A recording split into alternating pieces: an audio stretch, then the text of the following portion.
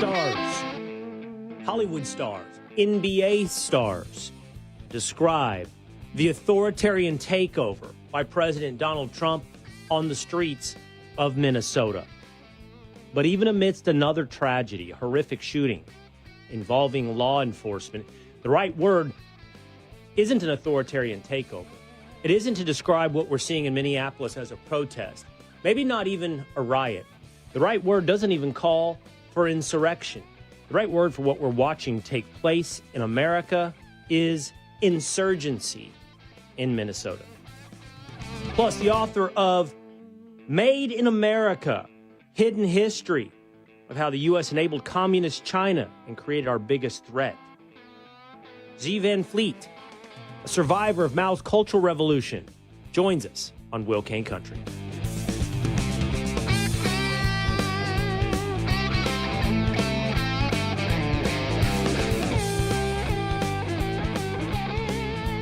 It is Will Cain Country, live from our bunkers in Dallas, Texas, amidst Winter Storm 2026. From Oklahoma and Texas to New Jersey and New York City. We're covered up in snow, ice, power outages. We're hunkered down across America. Hunkered down everywhere, that is, except for negative 20-degree Minnesota, where the rioters, the agitators, the protesters, the violent incidents, the insurgency won't be deterred by freezing temperatures. We hope you are hunkered down as well and decided after 3 days of movies, it's time to rejoin the world. It's time to jump in, back into our routine, jump in to the Willisha. We're glad to have you here today, even as we broadcast from our home studios deep within the bowels of Dallas, Texas. We've got two-a-days Dan, tinfoil Pat here as well, scattered across this great United States of America. Everybody, almost everybody, is working from home today. That's the case at our New York City headquarters in Avenue of America's Fox corporate headquarters, which does feature two-a-days Dan, one of the few people to trek in the snow to work. I see you've been joined by young Connor. It's great to see there's a little life out there in America. Not everybody is totally hunkered down. What's up, boys? What's happening? How's the weather down there? Crazy or not crazy? Crazy. Cold. Ice. Snow. I'm scheduled a little bit later today to head into the studios for the Fox News Channel's Will Cain Show. We'll see how I trek on the ice, on the roads, on the streets. And then I'm going to test Secretary Sean Duffy's handling of Winter Storm 2026 as I head to an airport and fly off to Iowa this Monday night, where I am scheduled tomorrow to be interviewing President Donald Trump. Wow. So I'm going to be trying planes, trains, and automobiles of Winter Storm 2026. We'll see if we pull it off. Good luck. But it's something. It has us all hunkered down, bunkered. I've watched everything I've wanted to watch. Every football game, which we're going to break down the AFC and NFC championship game here shortly. Every movie, every series. I've watched Netflix. I've watched Prime. I've watched YouTube TV. I've watched cable. I've watched everything there is to watch. I've watched Aston Villa versus Newcastle, Broncos versus Patriots. I have watched Seahawks versus Rams. I am watched out. That's why we hope this isn't necessarily you've decided now to watch Will Cain Country, but you've decided today to hang out on Will Cain Country, as we will be hanging out as well with G. Van Fleet, a survivor of Mao's Cultural Revolution who has a warning for America coming up here shortly. But we want to talk about the events of the weekend in Minneapolis, Minnesota. Over the weekend, Alex Pretti, an ICU nurse who has joined what can only be described as an insurgency in Minnesota, and I say that not to speak ill of the dead, nor to slander a tragedy, but to describe for you what is increasingly obviously taking place. What we're watching is not just a protest, and is certainly not just a riot. There have been calls to bring in the National Guard under the Insurrection Act, but what we are seeing might very well fit the definition of an insurrection. But I think if we're looking for words, searching for definitions, the one that most aptly fits where we are today is an insurgency. There is fresh new reporting from Fox News Digital. Cam Higbee, on X, that what you are watching taking place on the streets of Minneapolis is organized, it is funded, it is led, and in many cases it looks like it goes back to some of the top politicians in the state of Minnesota. We're going to lay that out for you here shortly on Will Cain Country. But first, the shooting of Alex Pretti this weekend in Minneapolis. Video footage shows that I believe 37-year-old Pretti was in the streets of Minneapolis. Like many other quote-unquote legal observers, he is holding a cell phone. He's also directing traffic. It's also worth noting he is decked out in what does appear to be somewhat of paramilitary garb. He is wearing what seems to be some type of tactical instrument. He's certainly carrying a 9mm SIG P320 with extra magazines. He steps in when law enforcement, in this case not ICE, but Customs and Border Patrol, interact with another quote-unquote legal observer, which is a protester. These protesters are not simply bystanders holding up placards and chanting slogans.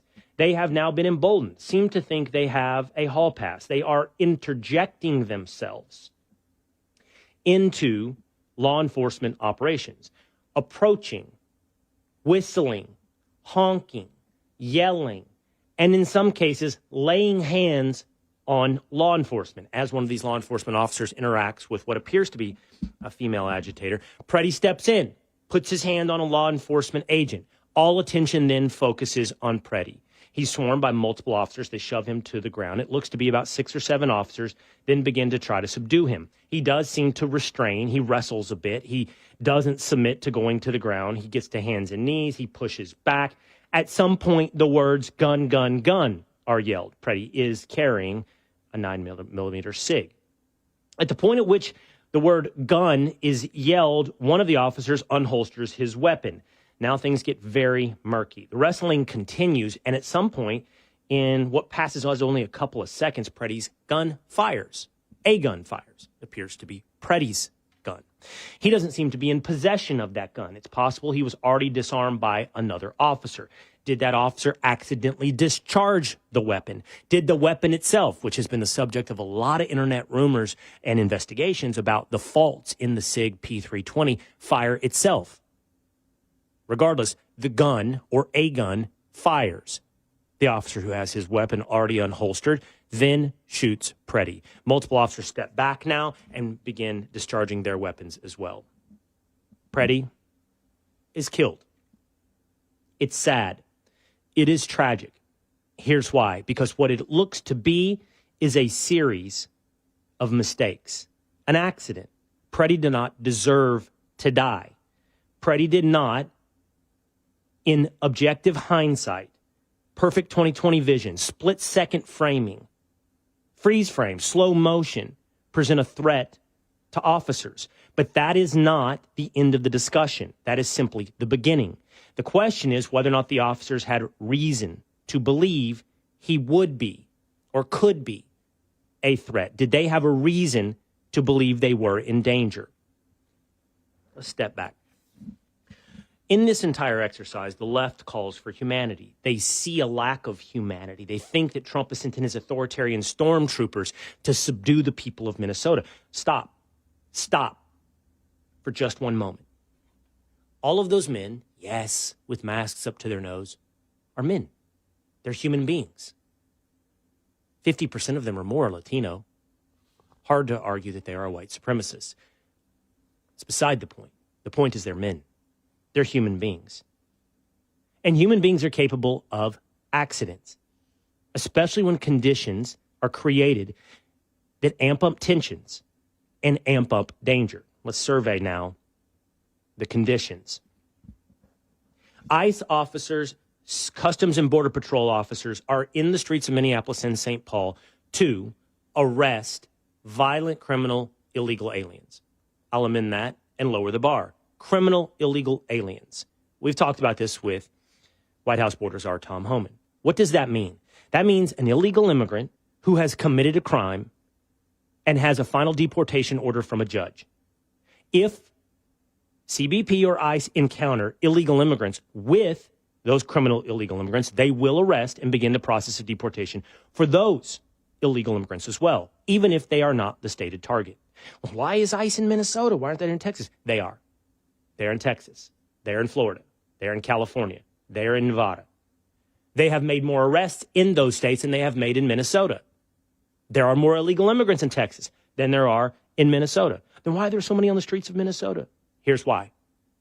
Because when a criminal illegal alien is arrested in Texas, they are held in jail, honoring an ICE detainer, and then handed over to ICE for deportation.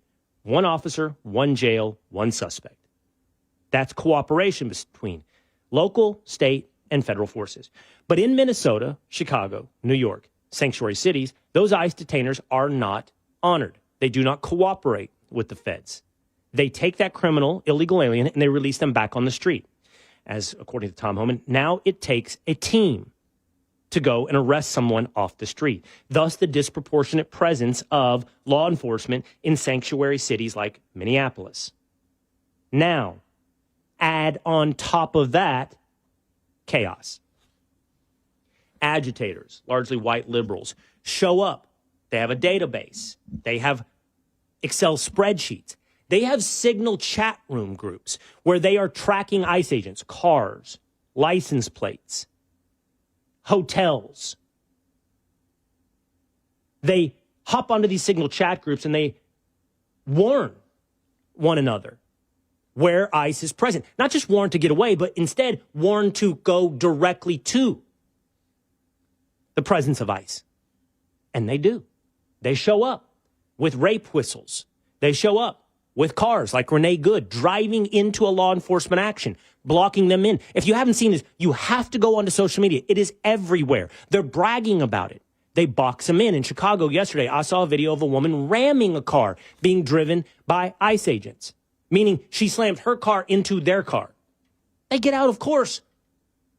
Guns cocked, loaded, pulled back, yank her out of the car, as they should. Because what people are doing is beyond stupid, beyond unwise. It is inherently dangerous. What are you doing? Going to a law enforcement action and then interfering, injecting yourself into the action. Is that a protest or is that an insurgency? Ask yourself what that is and stop. If these words bother you, if left, right bothers you, if Republican, Democrat bothers you, think about this in terms of your son or your daughter. Your son or your daughter says, here's what I plan on doing today. Would you advise them that that is safe? And if you're driving around, perhaps in the snow, and you think, I would be proud, my kid would be heroic. Really? Do you want your kid to come home today? Would you advise them to approach law enforcement and put hands on law enforcement, to get into their personal space? Back to these men being men, human beings. They're out now in what is a very chaotic situation, constantly chased, trailed. Seriously. You can see this because these guys aren't exactly geniuses. Their database has people in it who are not ICE, media members, others that they tailed for an hour. They're like, what are you chasing me? I'm not ICE. You are ICE. You're in our database. I'm not ICE. I'm a reporter. You're in our database. GTFO. That's the attitude of people in Minneapolis. It's vigilante. It's posse. It's stupid. And it's confrontational. Now you're a human being. You're an officer. You have a job to do. You're not targeting people who are United States citizens. You're trying to get the targeted operations executed that you've been given. And now you're surrounded by fat lesbians and dudes in masks, gas masks, trash cans banging, rape whistles blowing, cars blocking in, a threat of ram. What is your danger radar? It's high. You don't know who's a danger and who's not. You got a crowd of people around you. And by the way, do you think you'd easily ascertain who's a danger and who's not? Have you seen the latest videos out of Minneapolis? Have you seen the Homewood Suites where the crowd seems to think that's where ICE agents are staying? They are staying there. And so what does the crowd do? They surround the doors of the Homewood Suites and they start breaking the glass. They're shoving trash cans in it. They're throwing bricks. You can see this video on social media. One of the ICE officers seems to take one in his hand. There's also reports of one getting half of his finger or portion of his finger bit off. You can see the blood everywhere. It's all over the ground. It's on his hand. This is beyond. Obviously, this is not protest. Obviously, this is violent. And you're asking these human beings, these men, to be perfect. to know exactly who is a threat and who is not. You think nobody's a threat? Why is there blood coming from his hand? Why have they been rammed? Have you seen the stats on the number of crimes against ICE agents and law enforcement? They're up thousands of %. And so they have to wean out who's a threat, who's not, who's danger, who's not. And it's buried within a crowd of rape whistles. Who's to know? So what do? They go on their front foot, not on their back foot. They push people back. These people are, remember, there's no perimeter. Because the Minneapolis police aren't helping. Jacob Fry, Tim Waltz, not only are they directing Minneapolis police not to help, they're making it worse. Tim Waltz is saying, get in their face. I'm proud of you, Minnesota. Get into the streets. Agitate. Now he's comparing the situation of Minneapolis residents to Anne Frank. Anne Frank. One day he said they'll be writing stories about Minnesota like they wrote about Anne Frank during the Holocaust. This is the leadership. So they're sending no protection for the federal law enforcement. There's no perimeter of local police. So these people are all up in their face right there. So what do? They shove them back. Get back, get back, get back. Verbal commands first. They don't, because we're dealing with a generation of protesters that seems to think they don't have to. Get back, get back. They don't. They don't. Shove. They don't. Pepper spray. They don't. Then they also touch law enforcement. Resistance. Physical resistance. And what's supposed to happen? This guy's supposed to be perfect in discerning who's a danger and who is not. Now, let's go back to Alex Pretti. That's almost exactly the situation. That's almost exactly the details and the circumstances that lead to this tragic moment for Alex Pretti. He puts his hand on law enforcement. They all focus on him. Gun, gun, gun. Oh, my God, draw my gun. Gun fires. Oh, my God, shoot. He's shooting at us. Wrong, but understandable in this human tragedy of conditions that have been created by Waltz, by Fry, by politicians, by the chief of police of Minneapolis. And yes, by that officer who made a mistake. And yes, by Alex Pretti himself. Alex Pretti himself is also a contributor to this situation. Alex Pretti thought it smart, wise, good to dress up like that, to put his 9mm in his waistband, which, by the way, he has a constitutional right to do. No argument about that. This isn't a Second Amendment issue. He has a right to the gun. He has a right to the protest. And then would anyone say, hey, bro, it's smart then to go put your hands on law enforcement? Even nonviolently, in any way. Is it smart to put yourself in a dangerous situation where it's hard for them to ascertain who's a danger and who's not? Is it smart to be within the vicinity of a law enforcement operation, physically in the vicinity, to approach law enforcement? Is any of that smart while you have a gun on you? Of course it's not. I ask you to be human, too. Would you do it? Would you tell your brother to do it? Would you tell your sister to ram her car, to run from law enforcement, to drive her SUV into an operation? Would you do any of this? And then act like it's everyone else's fault for not knowing that really your intentions are nonviolent. This is like walking into a tsunami and being mad at the wave. You put yourself here, where it's very probable that it crashes on you.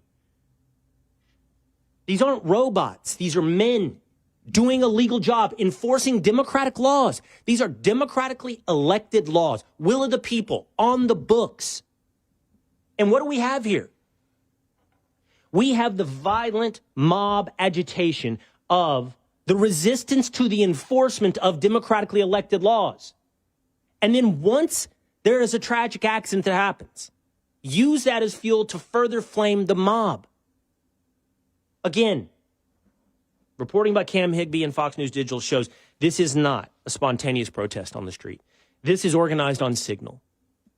That incident with Alex Pretti was as well. They saw it. They were all saying, go to the donut shop, go to the donut shop. They mass. They flood. They fund. And by the way, there's some indication, this goes back to high-level politicians in Minnesota. There's some indication, reporting still needs to be verified, that part of this signal group included the lieutenant governor of Minnesota, included a person who helped coordinate the campaign for governor of Tim Waltz. So now what do we have? We have organized, yes, violent, agitation, funded, with the backing of political figures, or at least the participation of political figures, high-level leadership, and rhetoric designed to inflame and fuel. And what does that add up to? That adds up to insurgency. There's a fascinating thread right now from a former Green Beret special operations warrior who worked in Afghanistan and Iraq, and he describes what we're seeing on the streets of Minneapolis, he's seen before. It's impossible to tell who in the crowd in Baghdad has an IED. It's impossible to tell who's wearing a suicide vest.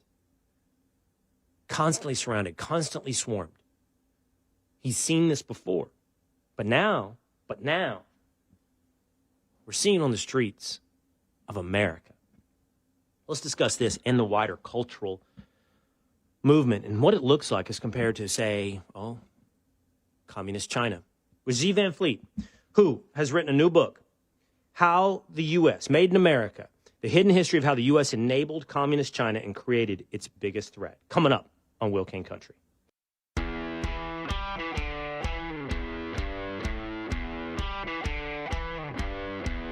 Right, wrong, tragedy, details. I want to walk you through exactly what happened with Alex Pretti. I want to walk you through exactly what I think is happening behind the scenes and on the streets of Minneapolis. But I also want to acknowledge what I'm afraid is a reality, and that is that I don't know how this is playing. I don't know how this will go. Right now, we have celebrities like Matt Damon and Ben Stiller, and you say, or Ben Affleck, and you say to me, oh, well, we're used to hearing from Matt Damon and Ben Affleck. You're right. But they still have a lot of cultural credibility. There's a few movie stars left that do, and I still think those are two that do. And then you have NBA stars, Karl Anthony Towns, Steph Curry, and so forth, all speaking out now on what's happening in Minnesota. It's beginning to sound a lot like 2020. And then Allie Beth Stuckey, friend of the show, has posted, you do have any idea how bad it is on Mommy Instagram. Mommy Instagram is going bananas right now. I got a text last night from a moderate Republican friend. It's like, I don't understand ICE's aggression. I'm saying, what aggression are you talking about? And, of course, he's talking about these videos of the killing of Renee Good and Alex Pretti. I'm talking about the aggression that leads to those moments. It's not ICE out there going for those citizens. They're trying to make arrests, and then they're approached by these rioters. They're approached by these agitators. They're approached by these insurgents. And then you call their response aggression. But the point is you're losing that moderate. You're losing that mommy Instagrammer. You're losing that celebrity if you ever had them. You're losing the NBA. You never had them. But I do worry what that means. How does this end? How does this play publicly? It is Will Cain Country, streaming live at the Will Cain Country YouTube channel, the Will Cain Facebook page, Spotify, and Apple. And we are from our old school home studios today, the bunker in Dallas, Texas, as we're snowed in, iced in, at least for the time being. I'm going to put the vehicle in four-wheel drive a little bit later and make my way down to the studios for the 4 o'clock Fox News Will Cain Show, where I'll be laying out more of these details, more of these facts, more of the investigation into the insurgency in Minnesota. But now we are joined by G. Van Fleet. She is a Chinese-American author who survived Mao's Cultural Revolution. She was sent to the countryside in China, immigrated, learned English, immigrated to the United States in 1986. She hit the radar for a lot of people out there in 2021 when she spoke at the Loudoun County, Virginia School Board meeting. And since then, she's written several books, including Mao's America, A Survivor's Warning. And her newest book, Made in America, The Hidden History of How the United States Enabled Communist China and Created Our Biggest Threat. Good to see you, Xi. Thanks for being with us. Thank you so much for having me. When you see what's happening in Minnesota, Xi, what do you see as compared to what you've seen in the past in your life, maybe going back to China? Very simple. It is an all-out communist revolution. It's insurgency. There's nothing less about that. It is absolutely a revolution. And so you were saying a lot of, the facts, before I came in. And but the left, they don't care about the fact. And I heard people, the political leaders on the left, calling the incident, of course, calling it murder, and then calling it assassination, and calling it execution. Yeah, facts no longer matter to them. This is absolutely a communist revolution, and also an all-out propaganda war against the American public. What do you do? I know you're right, because you heard me say right before we were joined that I hear the celebrities, I hear the sports stars, I hear everybody like the moderates that are texting me, and maybe the scariest of all, honestly, more so than the celebrities, when I hear people saying mommy Instagram is going bananas. Xi, I don't expect you to know who I'm talking about, but I'm going to just share this with the audience. So I follow a guy named Rich Roll. He has a very popular podcast. It's usually like body health and, like how you get, how you get in shape.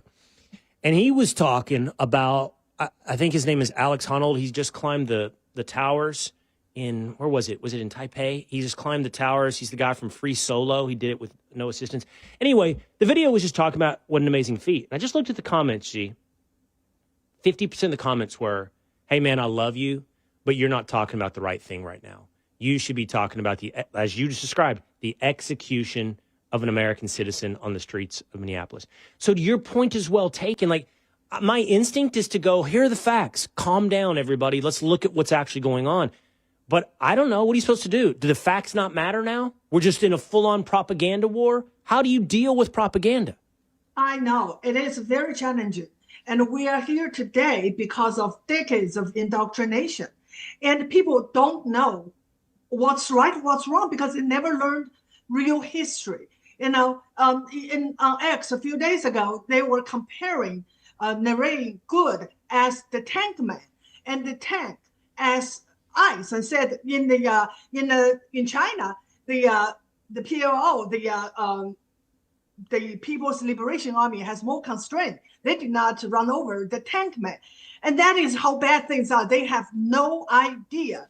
Before that point, before that moment, thousands of students have been slaughtered the night before. They have no idea. And this is possible that there's so many people believe the lies because so many people have been indoctrinated by our educational system. And the conservative call it a failure. It's not a failure, it's a success. It's the wild success by the communists and Marxists. They absolutely taught generations of people, of Americans, who have no idea what evil is. And, those people, they call themselves fighting for the humanity.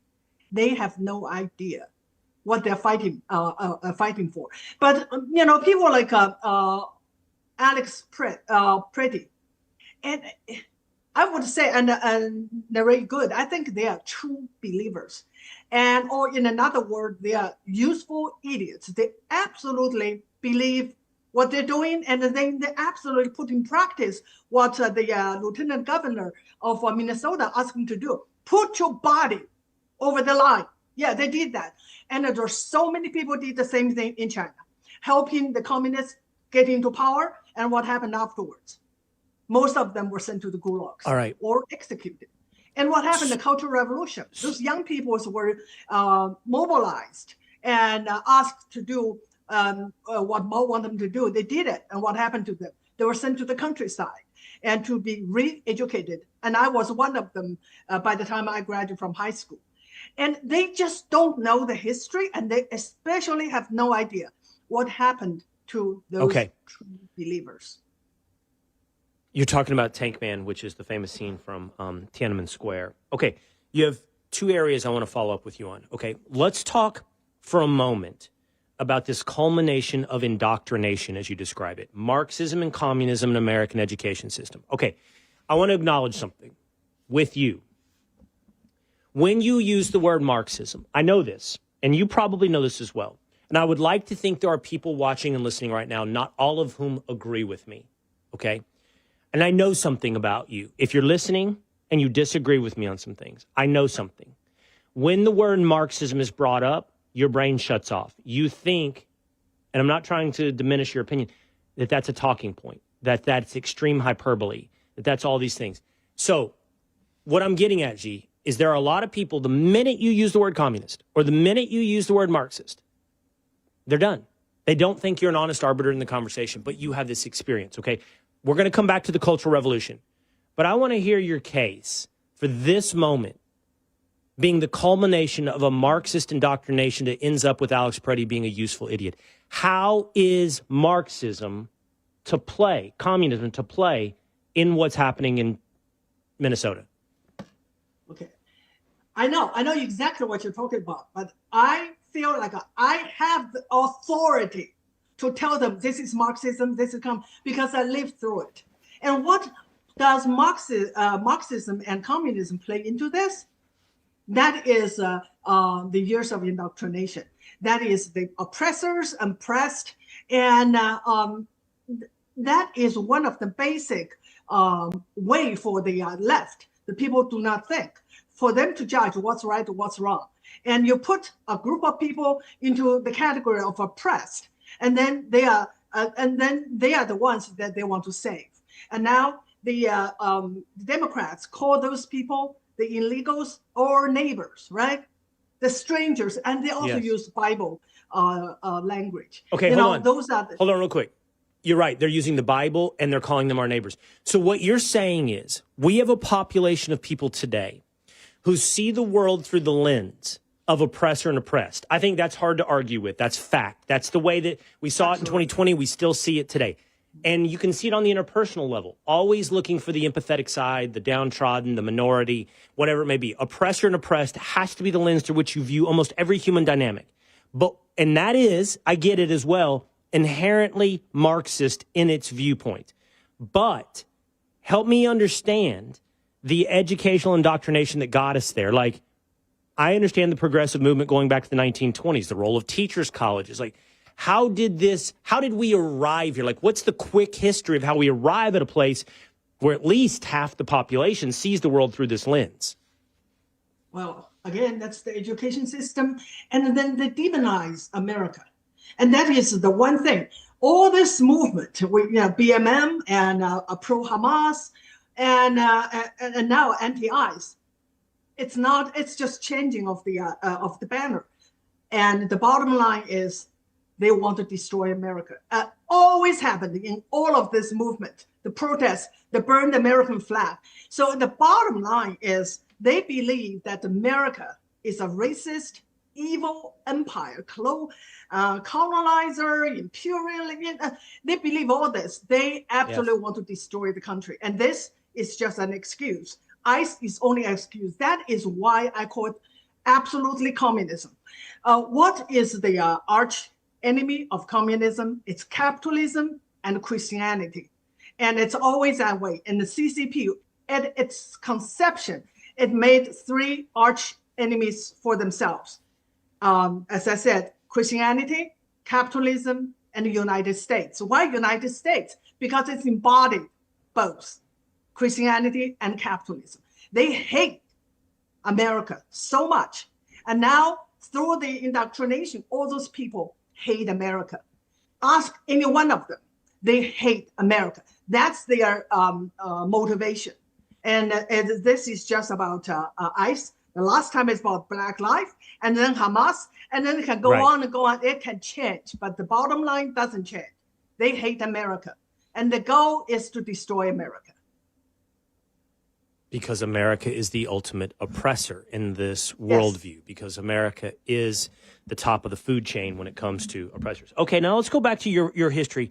You survived Mao's Cultural Revolution. You're here today. So, and I believe I've had a conversation with you in the past where we've talked about this, probably during the 2021 stuff. What did you see then? Like, what we see Tiananmen Square. We see the flashpoints. We see the big moments. But you see and live through the incremental moments along the way that get you to that point. You see the swapping out of school teachers or the lesson plans in school. You saw every step of the way. And I'm curious if you could take us to a little bit of that, what seemed like smaller stuff in the history books, but are actually big steps. Because what I'm really curious about, Xi, is how many of those steps have we already crossed down? Yeah, if you ask me, that is my story is indoctrination. And because I was indoctrinated from day one in kindergarten. And it's just little by little. What is the indoctrination?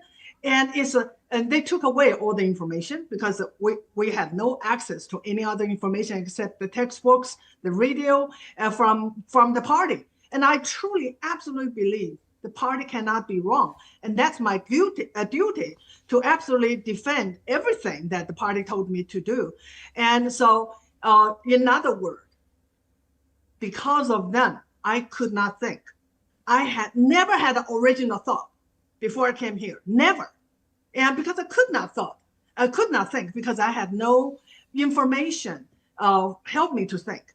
And so I blindly follow. And it's all through education, reinforced by family. You would think family will help you to know what's right, what's wrong. No. My family reinforced what I was taught in school, and the media and everything around make sure that I am a willing and obedient communist follower. And I was. So little by little, you absolutely don't even question. And that's what those people today that I see, they don't question. And you can put the fact in front of their face, they won't listen to it. They won't want to learn about it. They don't. And so that is why I believe this revolution is so threatening. It absolutely can overthrow America. What would you say, what you described, if I were sitting here with a Trump critic? They would say that some of what you described actually applies to MAGA, meaning the, unflinching fealty to Donald Trump, or the movement and whatever he says is always right, the lack of a critical thought or original thought. What would you say to anyone, maybe right now in our comment section at YouTube or on Facebook, who is saying you just described MAGA? Okay, you mean blindly believe in MAGA? Well, yeah. Yeah, well, and acknowledging that actually we have to acknowledge as well, that's the party in power as well right now, President Trump. Yeah, what I can say is that I understand what's behind MAGA. And I absolutely believe that America should be first. And I believe we're in the second war of independence for America. And we are fighting for our independence. What independence? From what? From globalists. And we are absolutely defending our sovereignty. And a lot of people just absolutely don't see it. They absolutely don't see it because okay. The younger generation was controlled by the prepared, indoctrinated by school. And how about the older generation? That made me so sad that I've seen a lot of older people. They absolutely become radical as well. By what? By watching CNN, by watching ABC, and all this, reading New York Times. And so the indoctrination is both ways. It's younger and older generation. It seems to me the people in the middle, like 40 to 60, are more reasonable. And some of them, I think, had some decent education before the 90s. 90s was when the things really start to speed up. And I was here, 86. I actually saw the difference, the change. And I started to wonder why those Americans think like the Red Guards. And so I would say now I know why. Back then I noticed it, but I did not. This is well planned. It is all a plan to take over America by taking over schools and by taking over media. Z, in your latest book, Made in America, you make the argument, though, that the Chinese Communist Party was enabled at the very least, or chosen, or propped up, or helped elevated by the United States. This is something that I think most people don't know. And the information is there, but I think they're never taught. And I think that includes our political leaders. This whole story is extraordinary. Without America, there is no CCP. And so, but you have to read my book to find out. It is absolutely made in America. It was created by the Soviet Union, but the stage for the Soviet Union takeover was set by Americans. And so step by step by step, we enabled the CCP to take over China in 1949. And then we rescued CCP from total collapse in 1972, when Nixon went to China and opened its door and opened our door to the CCP.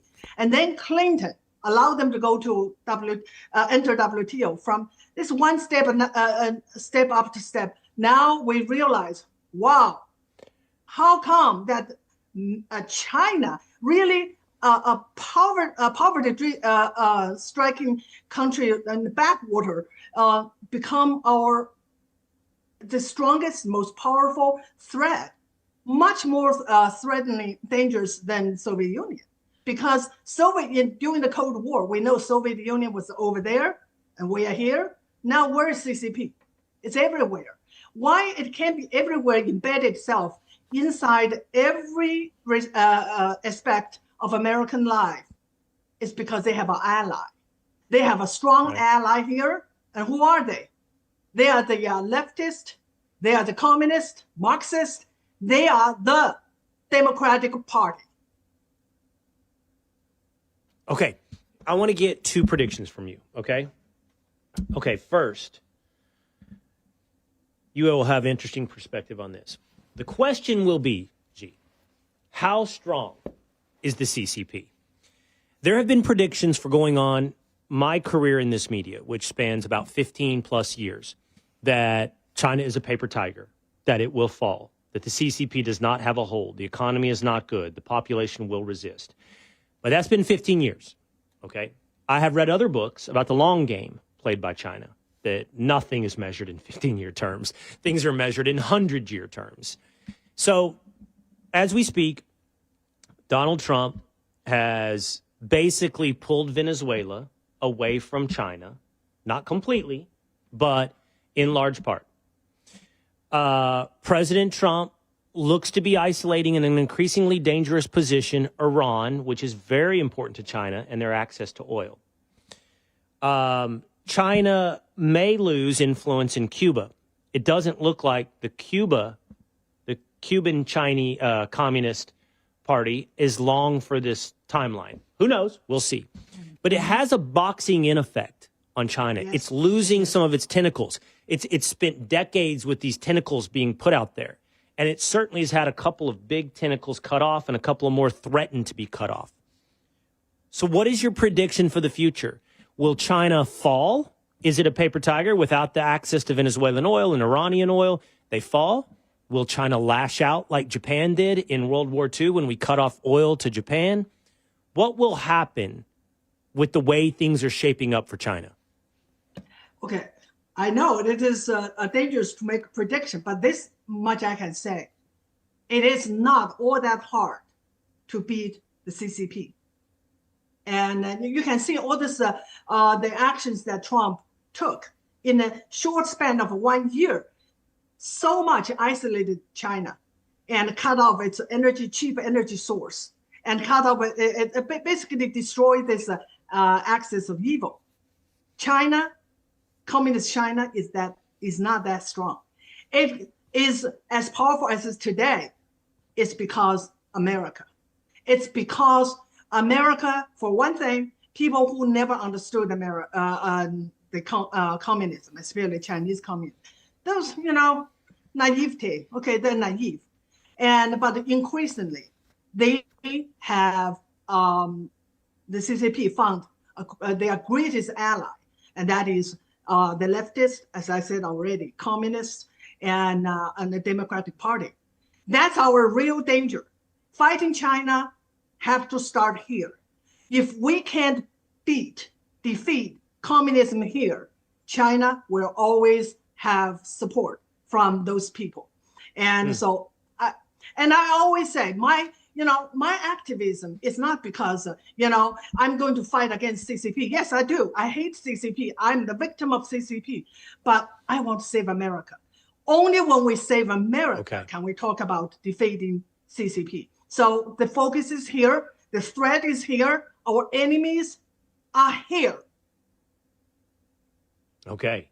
And that's my second prediction I'm asking for you. You said earlier that you believe we're sort of like in this moment of a second American Revolution. So we'll see what this Minnesota flashpoint adds up to. But so what is your prediction? It is chaotic right now. It does feel, I don't think I'm being hyperbolic when I said like an insurgency. Yes. I don't know how all this unfolds in the short term or the long term, but calling something the Second American Revolution seems to suggest the stakes are really high, the consequence is real, and we may just be seeing early indications. So what's your prediction for what happens here in America? Yeah. Again, I'm not going to make a prediction. I can only say this is the turning point. It's absolutely a turning point.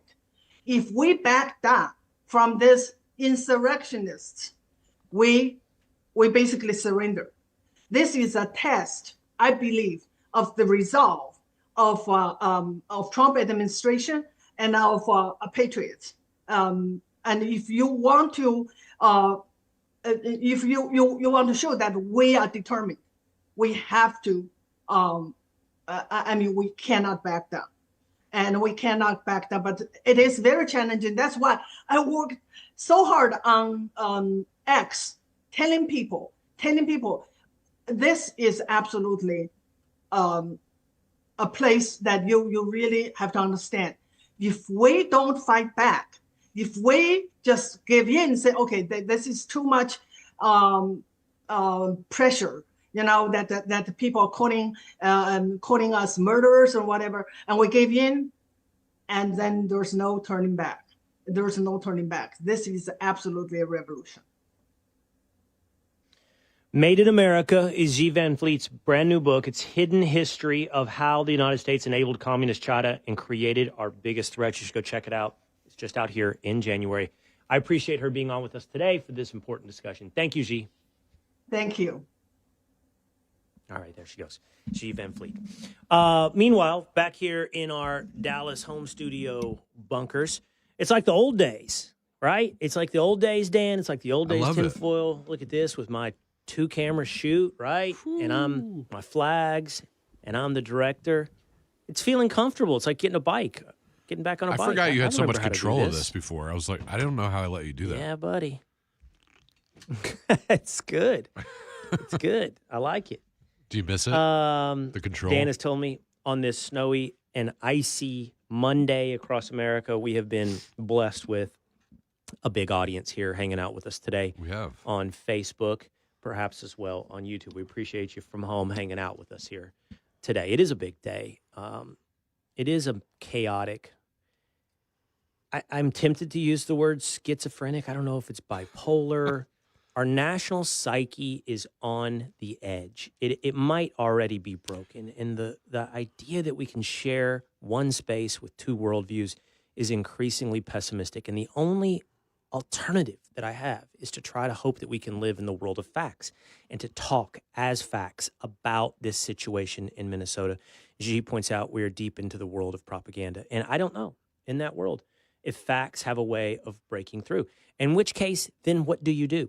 I do not think propaganda can be won by reverse propaganda. I'm going to give you an example. I do not think Kristi Noem and DHS have done a good job in the wake of the killing of Alex Pretti. I don't think calling Renee Good a domestic terrorist. I don't think suggesting Pretti was there to do harm and inflict mass casualties on ICE agents is going to be the type of propaganda that wins. I think the truth is much more compelling. Acknowledging that mistakes happen and looking at the contributing factors that lead to those mistakes.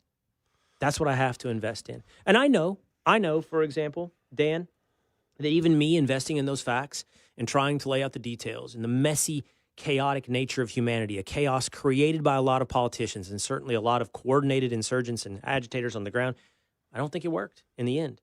I don't think I've swayed you, Dan. I'm sure I haven't swayed the Brooklyn Brunch crew, because in the end you saw a video and something really sad happened in that video. Go ahead, Dan. No, I just understand that you can two things can be true at once. Yes, he shouldn't have been there with a gun and things like that, but he shouldn't have been killed in a situation like that. And, there should be a real investigation and really get down to the truth to make sure this doesn't happen again. Because maybe the officer will think differently the next time something like this happened, instead of just drawing fire on someone they think is a threat, but is actually unarmed. Hold on. But you can say something that is emotionally true, but then you backfill it with responsibility of existing on only one side. He should not have been killed. On that, I agree, okay? But you backfill that with an investigation so that an officer might think twice if he finds himself in a similar situation. But the problem with that is this will happen if you have these situations. And the backfill should be ensure you don't have these situations. People should not be interfering with law enforcement. You should not be approaching them. You should not be blowing rape whistles. You shouldn't be using your car But to you block. can. It's not you illegal. shouldn't carry your gun. Of course, half of what I just described is illegal. Of Blowing course a it whistle is. at an officer is not. How about using your car to block in law enforcement? Sure. How about interfering in a law enforcement operation? How about physically intervening? Some of which, those details did occur in this exact incident. Not the car, but the physical intervention. Like, here's a simple question. Should Pretti have acted the way that he did that day? Let's set the officer aside. I will submit the officer should not have shot. I say that with perfect 20/20 hindsight. I say that having seen slow motion video. I say that with freeze frames. I can't say what that officer's mind was in the moment. And the question of culpability will be, what does a reasonable officer in that situation think? And it may be that once you have expert testimony from other officers in a trial, that other officers say it was unreasonable what he did, and he faces something like manslaughter. But I don't know. It could be that it's very reasonable for him to react that way in that environment. So I can submit all that. Can you submit on the shoulds that Pretti did not act the way he should act that day? Yeah, there's ways to act, but they pushed a woman to the ground. He helped a woman. They pepper sprayed him. I mean, how do you look at it? It's situational. Each time is individual. Well, there's several things that went wrong on the should analysis, I feel like, that get you to that moment. He shouldn't have been in that proximity. I don't know what he was doing in the middle of the street. It looked like he was directing traffic. I don't know what that was about. Was that to interfere? Was that to put people in the way of law enforcement? You're those dudes, okay? You're there. You're surrounded by people. You're surrounded by people. They're blowing whistles. They're honking horns. They're getting within the perimeter of where they should not be. You're yelling at them to get back. Woman does not get back. You shove them back. Nothing is done wrong yet. There is nothing that has been done wrong from the officer's perspective. Okay? Then Pretti comes over, and you describe it as helping that woman. Okay. But did he also put himself between the officer and the woman? Did he raise his hand up to the officer to hold off the officer? Is that something he should have done? Did he present himself at that moment? Yeah. And then tackled by 5 officers. And he got pepper sprayed. Not one officer. Which he did not. Did he submit? Did he submit? Or did he push? Did he wrestle back? He probably fell Did he lay on threatened. the ground and put his hands behind his back? I'm saying, yes, of course, both sides handled it poorly, but it led to the end of his life. Correct. Correct. Yeah. So, I mean, you're saying there's culpability. But you're only on both focused sides. on the officer. Well, right, because that's their job, and they're there with. They should be trained better. Trained better. You're right. It's their job. It's not Alex Pretti's job. He shouldn't be But there. he's a U.S. citizen He that's shouldn't be unhappy present. with what's happening with what they're doing. And if you say Then go that, to the protest line and hold up a poster. What are you doing in the middle of a law enforcement operation? That is not protesting. That's not protesting. That's something else. And we now know it's coordinated. but one I mean, side, the question for Americans, the question for you is that, when did we, this has always been the case. I don't think you would do it. I don't think you would do this stuff. So why are you saying it's okay for him to do it? It's not okay for him to do that. I'm not saying it's okay, but he shouldn't be killed for it. He wasn't killed for it, and that's the problem. That's the thing that leads us to the description of this as an execution. I did not. He say wasn't that, by the way. executed. I know that, but the problem is that everything you are saying leads us to one of two conclusions. He was executed, or we're dealing with a bunch of untrained boobs. No, it was Which, just by an the way, is not unlawful true. I shoot. believe that was a mistake. it was a mistake. But what contributed to the mistake? And if, when you have a civil case, okay, The criminal case, if you want to talk about the standard of a criminal case against this officer, it will be, do you think he's guilty of acting in a way that a reasonable officer would not have acted in that moment? And that standard will be beyond a reasonable doubt. If there was a civil case, it will be preponderance of the evidence, 51%, okay? Do you 51% think that he was wrong? And then here's what they'll do. This is what they do in a civil case. They take a pie chart, essentially. Well, they'll take a line item, and they will say, I want you to ascribe blame to the parties involved in this, Gotcha. right? Yeah. And they will say, give me the percentage of the blame that you assign to the officer, to Alex Pretti. I doubt in a case there has to be a person, but, maybe to the woman.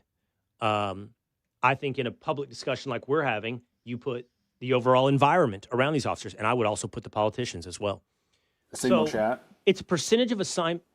Sorry, tinfoil? And the signal chat, like the whole pre-planning of everything, the whole, essentially, Right. conspiracy, right? So as we have this conversation, and as you apportion blame, my argument to you is that the line next to the officer will not say 0, but as sure as shit will not say 100. Sure. And the percentage that it corresponds to the officer in this situation, I don't know. I haven't thought about it in these terms until this very moment. But as with Renee Good, same thing with Renee Good.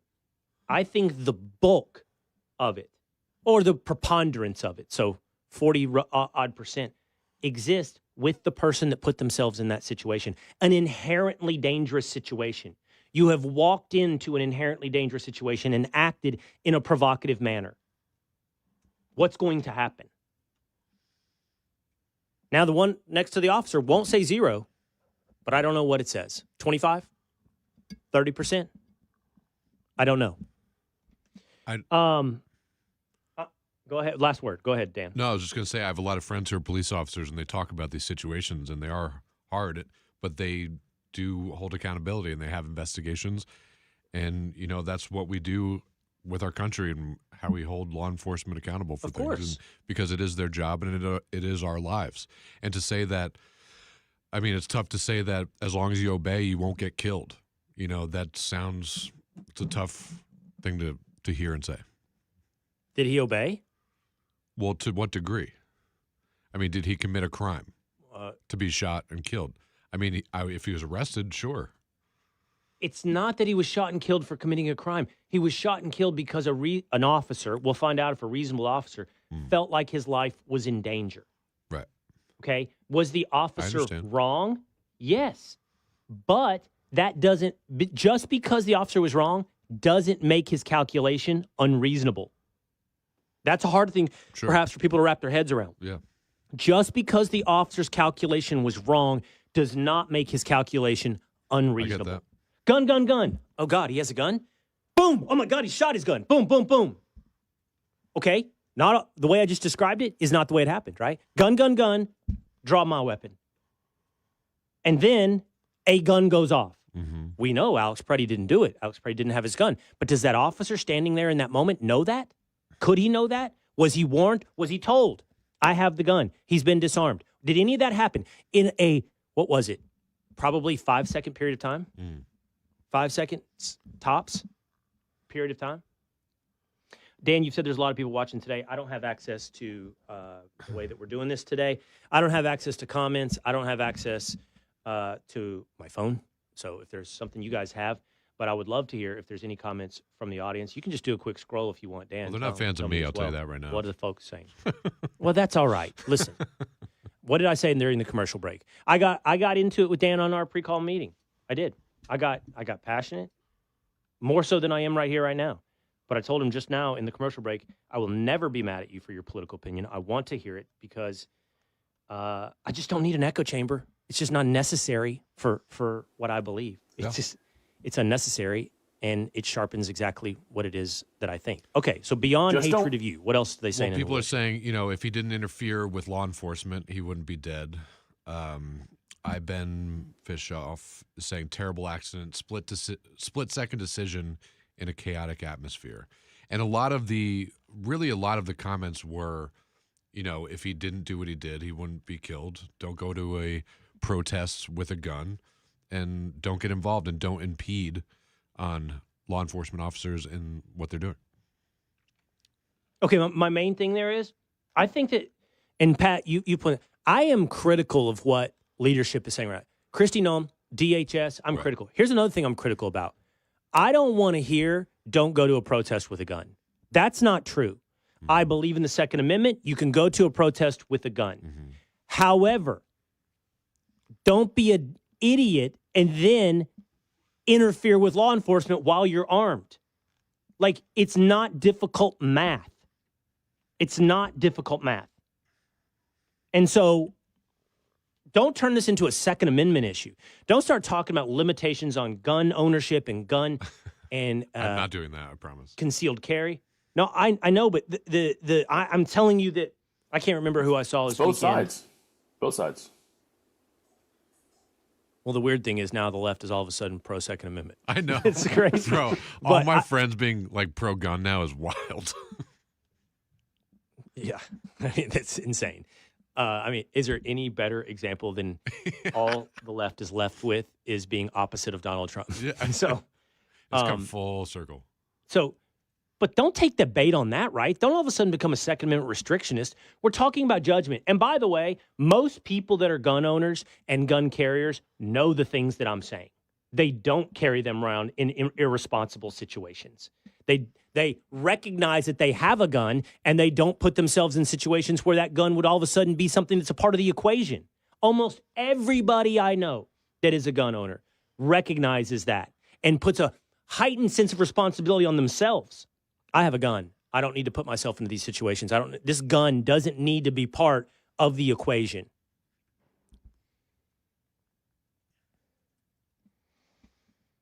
All right. Thanks for chatting. Yeah. I think the big news is what happened yesterday. Yeah, that's terrible. True.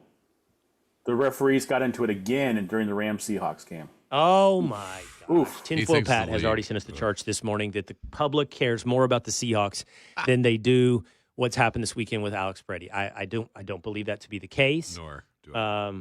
Does Joe Normal care more about the AFC and NFC championship games and what happened in Minnesota? I don't believe that is true, but I do recognize that in that moment, yesterday, on a Sunday, the trends on Google and on X probably favored Sam Darnold over Ice. So I do acknowledge that we love our bread and circus, and that's not all bad. In fact, I think that's good. I think bread and circus is good. I know a lot of people on the right like to act like it's not. No, it is good. There still need to be places for us to come together. Absolutely. And those football games yesterday were great places to come together. No surprise at all. Pat's here to bring in the fifth team involved in the two championship games, the Zebras. I watched both games. I do not see in any way today how the story is the refs. Go ahead, Tinfoil. How is the story? The story is Sam Darnold. The Chiefs aren't involved, so The how story- is it the refs? The story was almost Tariq Wooten, defensive back for the Seahawks. Freaking idiot. That's what I'm saying. The story was the snow in Denver, but the story was not the Zebras. No, the Wooten call. Seattle was about to break this game open. They stopped the Rams. Now, they couldn't risk having another blowout like Seattle just did on the 49ers in a championship game. They called the taunting penalty. Boom. The Rams score. It's another close one. Just saying. It did, they always Did the refs make it so that Devontae Adams beat Wooten on the play right after and Stafford put a perfect pass on like a 50-yard touchdown? And I don't believe in karma, but what karma? I don't think you guys understand how tipping the scales works. Like, you don't have to go, hey, now, Devontae, you catch the ball here. This is part of the script. It's like, no, you just have to go give them an extra chance or two, here and there. Yeah, you have to. Okay, so the Seahawks up by at that point. What were they up at that point? Was it 10 or 9? 10 or 11. Yeah. They were up the biggest lead of the game. They stopped the Rams on third down. It's 4th and 12. Tariq Wooten, defensive back for the Seahawks, celebrates by going to the Rams sideline, running 25 yards down the Rams sideline, talking trash to every single one of them, including the coaches and Matt Stafford and everybody. And somewhere in that, you think New York radioed down to the refs on the field and said, flag that, this game's about to get out of hand. Give the Rams another chance. You're muted there, pal. You should be able to say anything on that football field to anyone. I don't care what it is, about their sister, about whatever. Like, I'm not even going to go with some of the things you could say. You recognize you've switched. Now it's not conspiratorial. You don't like the rule. You don't like taunting as a rule. You It switched. could be both. Oh, we're doing the kitchen sink theory of this? We're going to throw everything at it we can? I'm just saying, you get called. What is he getting called for? We don't even know what he got called for. Just talking. I think I've lost the debate because you said I'm just saying. So when you say I'm just saying, then it's over. What am I going to do with that? You're just saying. You know? I'm just saying. You know what I I mean? I would be irate if I were a Seahawk at Wooten. Not at the refs, not at the NFL, not at the rule. I would be irate at him. In that moment, I'm not even a Seahawks fan. My blood was boiling. Like, you can't not act like an idiot for one play and let this game be over. And then for him to get smoked by Devontae Adams on the play right after. And I found myself, I thought I would root for the Rams and because I like Stafford and he's a Dallas boy and all that. But it was hard not to root for the Seahawks. And I think it was for two reasons. I'm just in love with the Sam Darnold story. I want him to have a full-on redemption line. Real good. Yeah. And I am into this story. I'm into it. And I want to see the Seahawks now beat the Patriots as a revenge game for the Marshawn Lynch Super Bowl. Wow. Where they didn't hand it to Marshawn Lynch. It would be a great full circle Patrick arc. gets smacked, by the way. Don't you think? I want them to run the ball and then get stopped, if that's the case, because I think that'd be hilarious. That'd be real irony. But I do think the Seahawks are going to smoke the heck out of the Patriots. Yeah. It's not going to be close. 89. How do you throw Unless 89 yards New York in calls a down. conference championship game? Crazy. That was bad. Well, but the problem there is we're all going to judge the Patriots based on that game yesterday, and that weather was insane. I mean, it's that weather's insane, man. I mean, don't be surprised if Drake May There was comes no out weather and the throws first for half of the 250 game in the Super Bowl. I was telling Dan, it's actually very reminiscent of early Brady. I keep saying there's some games where he would only throw for like 110 yards, 150 yards. I keep saying the Patriots are going to get exposed. I've been saying it all season, but now they're in the Super Bowl. So, like, when does my argument stop? Do they have to lose the Super Bowl? And it's hard to buy in on the Seahawks as this dominant team. I know. Because what were I know that the Patriots last year won 4 games. What did the Seahawks win last year? They were pretty good with Geno Smith. They made the playoffs, right? But they were like a wild card round loser. Is that what they were last year? Yeah, they were 10-7. But you have this. Okay, you have this vision of the Seahawks for the past, what's it been, a decade, of sort of that 9-8, 10-7 level of team. Like, not great, not bad. And now all of a sudden it's hard for us to take, with Sam Darnold as their guy, the premise that they're actually great. And their defense is great. And so is the Patriots, by the way.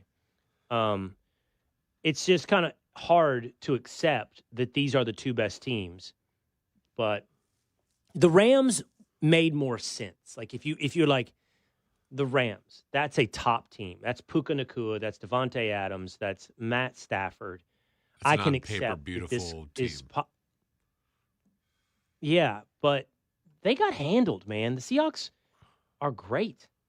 They're just – and here's the other storyline. Both the coaches here, 1-year turnarounds.